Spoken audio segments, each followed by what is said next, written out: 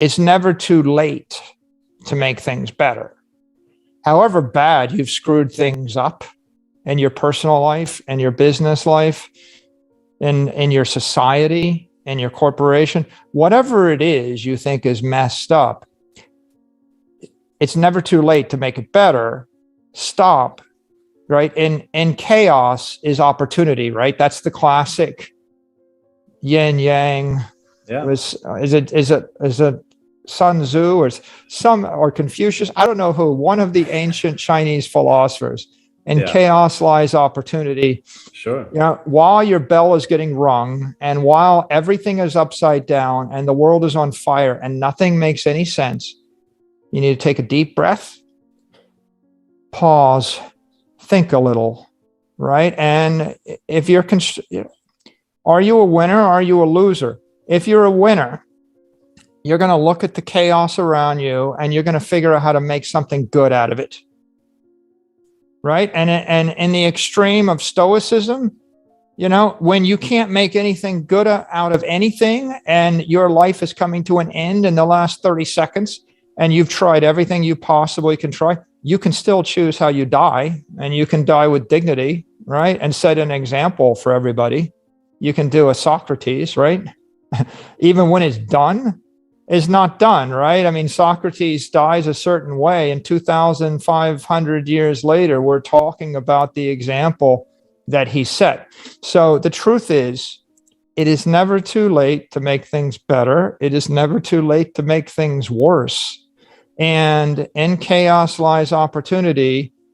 And yeah, I'm not happy about a lot of things, but that's above my pay grade, right? And it's above your pay grade. So here, what can you do? You can embrace digital transformation of education and engagement via Zoom or YouTube or Twitter. You can you can embrace digital property in the form of Bitcoin and think really hard about it and what it means to you, because if you had engaged digital property when Bitcoin was $4,000 a coin, where are you right now, right? While the world was coming to an end. Here's the thing. Bitcoin's $10,000, and on Black Thursday, it crashes by 5,000 a coin. And while you think the world is coming to an end, you could do nothing. And doing nothing would have been a good idea, because you can make things worse. Making things worse would have been to sell, panic sell, right? You could have done nothing. Or when you did panic sell, you could have thought about it for a bit, and you could have said, well, in this universe of uncertainty where it's difficult to move things around, maybe the one thing that I want to own is something which is digital that I can move on a crypto rail. And then you would have bought at 4,500 a coin or 5,000 a coin. And if you couldn't figure out either of those, you had the next 6 months. Bitcoin trades between 8,000 and 10,000, 12,000 all the way through September, October. You had 6 months where you could get on the train. And if you're not sure what the world consists of, the analysis I did is like, I looked at everything and I said in June and in May, and I said, well, look, Amazon just doubled in price. Amazon stock doubled in price. It went from $1,800 to like $1,700, $3,400 a share. Obviously, the world thinks they've recovered, right? My 20-something niece is, telling me how Amazon stock is a good idea and she's buying it. I'm like, this is the same niece that I wrote the mobile wave about when she's like 9 or 8 years old, I guess. She said, Mike, I want the Big Apple for Christmas. And I said, the Big Apple? You want me to take you to New York? And she goes, no, the iPad. And I thought, well, like, kids are running around asking for iPads, calling it the Big Apple, and that's the future, right? The future is the iPad, not New York City.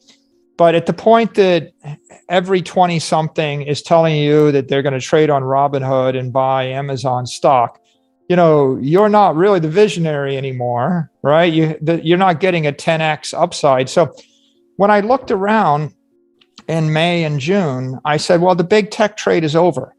everybody in the world understands Apple, Amazon, Facebook, and Google. There's not much more juice to squeeze out of that idea. Like, it's not that you couldn't hold it, but it's a conventional idea. It's not an unconventional idea. And so, when Zoom stock, increased by a factor of 10 or whatever during the lockdowns, that, it's clear the world figured it out. But what is it the world did not embrace following the lockdowns? And the answer is Bitcoin. Like, I looked at Bitcoin in May, and Bitcoin's trading the same price it was 2 years earlier. It's like 10,000. I'm like, okay, I just got 2 years of extra development on this asset class. It's a lot less risky today, right? Fidelity was custodian. You had all the institutional adoption. You could see the hedge funds were coming. You could see some of the macro investors were talking about. So I'm like, well, it's more mature. It's 2 years outside the block size wars, right? We're past the block size wars. So this is a much less risky asset. It's much more mature. And then the use case, the reason you would want it is much more obvious today, which is you need a digital gold, right? Do you need it in February? Not nearly so much as you need it by April. And so in 8 weeks, the macroeconomic landscape transformed.